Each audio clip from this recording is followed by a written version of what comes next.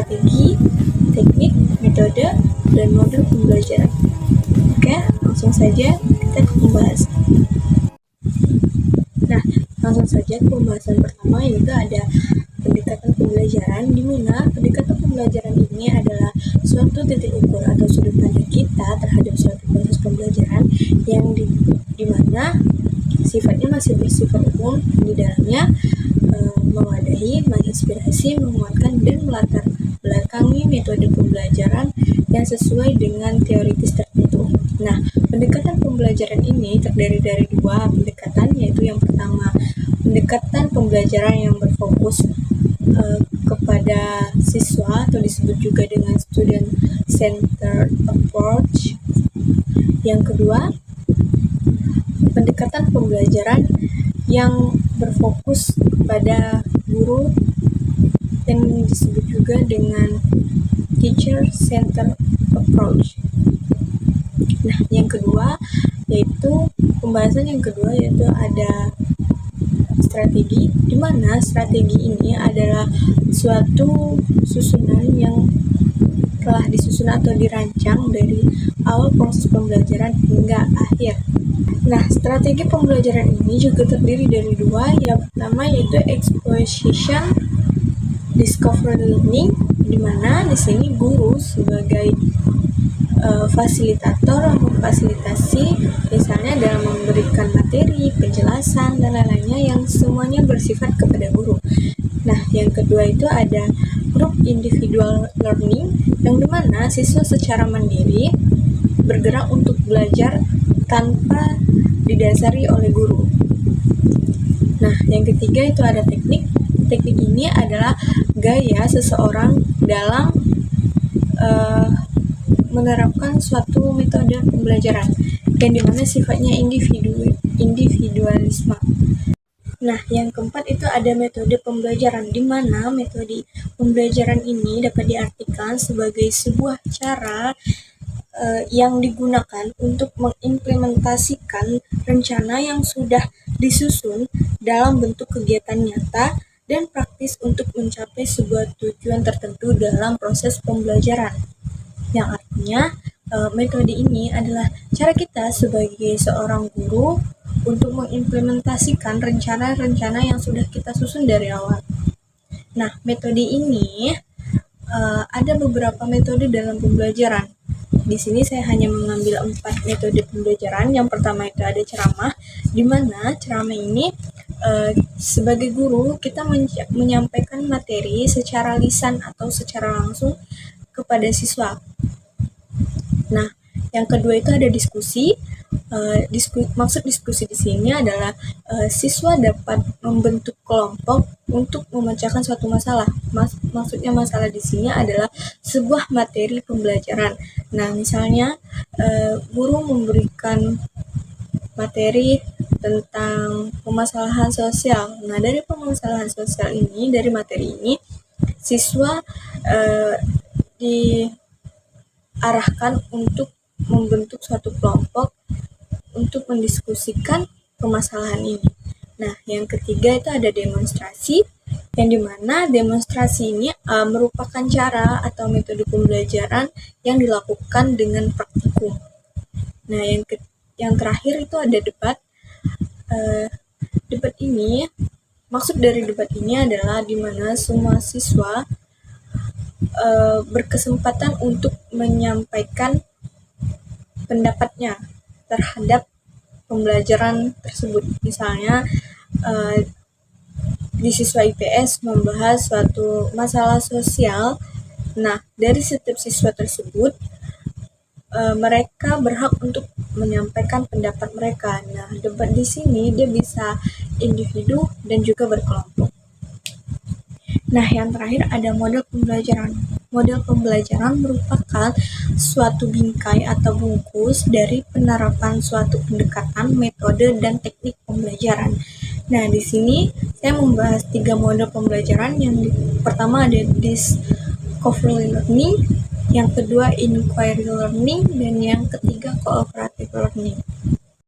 Discovery learning. Discovery learning adalah model pembelajaran yang mengajak peserta didik untuk menemukan pengetahuan baru dari informasi yang telah dimilikinya atau informasi yang telah didapatkannya, yang dimana model ini mendorong siswa untuk menyelidiki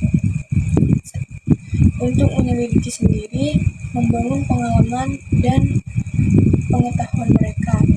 Model pembelajaran ini memiliki beberapa langkah. Yang pertama itu stimulasi awal, di mana guru memberikan rangsangan awal agar membuat siswa penasaran dan tertarik tentang topik yang diberikan. Yang kedua, perumusan masalah, di mana guru memberikan masalah yang harus diselesaikan oleh siswa. Nah, yang ketiga, pengumpulan data. Siswa mengumpulkan data yang relevan dengan masalah yang telah diberikan atau topik yang telah diberikan. Yang keempat, pengolahan data, di mana siswa mengolah data yang dikumpulkan untuk menemukan jawaban dan solusi. Nah, selanjutnya itu verifikasi. Siswa memverifikasi hasil analisis dengan data yang dikumpulkan untuk memastikan kebenaran jawaban. Nah, yang terakhir itu penarikan kesimpulan. Siswa menarik kesimpulan dari hasil analisis dan memahami konsep yang dipelajari. Contoh dari model pembelajaran ini yaitu di mana guru memberikan topik tentang bagaimana masyarakat mengatasi kemiskinan dan siswa mencari jawaban tersebut. Nah, yang kedua itu ada inquiry learning. Inquiry learning adalah sebuah model pembelajaran yang rangkaian kegiatan pembelajarannya menekankan pada proses berpikir kritis dan analitis untuk mencari dan menemukan sendiri jawabannya dari permasalahan yang dipertanyakan. Untuk langkah-langkah dari model pembelajaran inquiry learning, yang pertama itu ada pertanyaan awal, di mana siswa mengajukan pertanyaan atau menerima pertanyaan dari guru.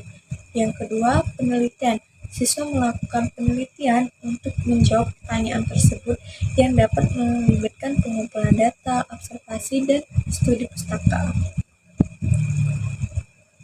Selanjutnya, analisis. Menganalisis informasi yang dikumpulkan untuk menarik kesimpulan atau menemukan pola. Maksudnya di sini adalah siswa melakukan analisis dari sebuah informasi yang dimana tujuannya adalah untuk menarik kesimpulan dari topik tersebut.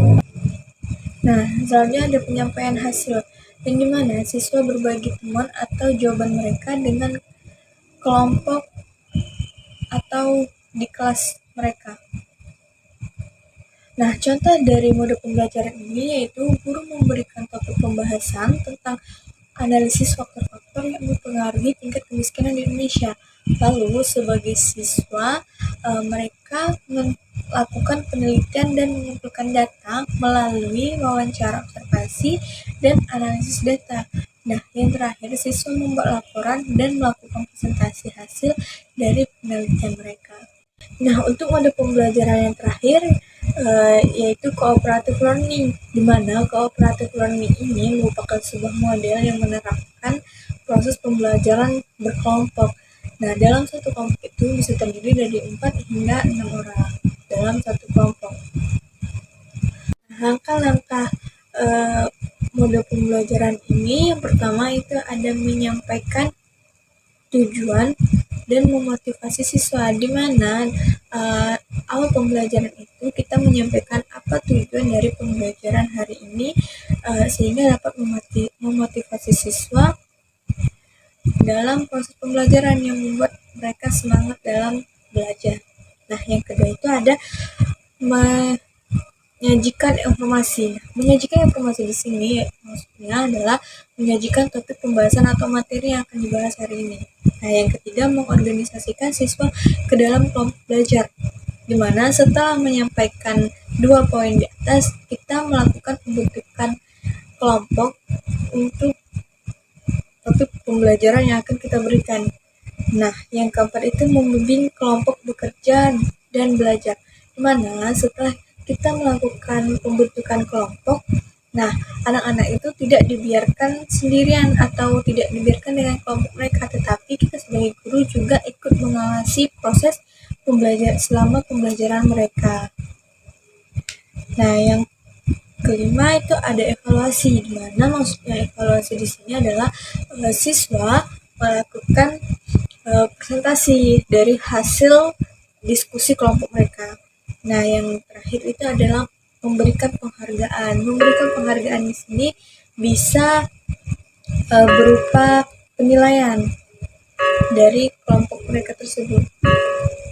Nah, untuk contoh dari model pembelajaran ini itu dimana misalnya guru memberikan sebuah topik kemiskinan. Nah, jadi guru tersebut membentuk kelompok yang dimana kelompok itu akan mendiskusikan dan menemukan jawabannya tentang kemiskinan tersebut.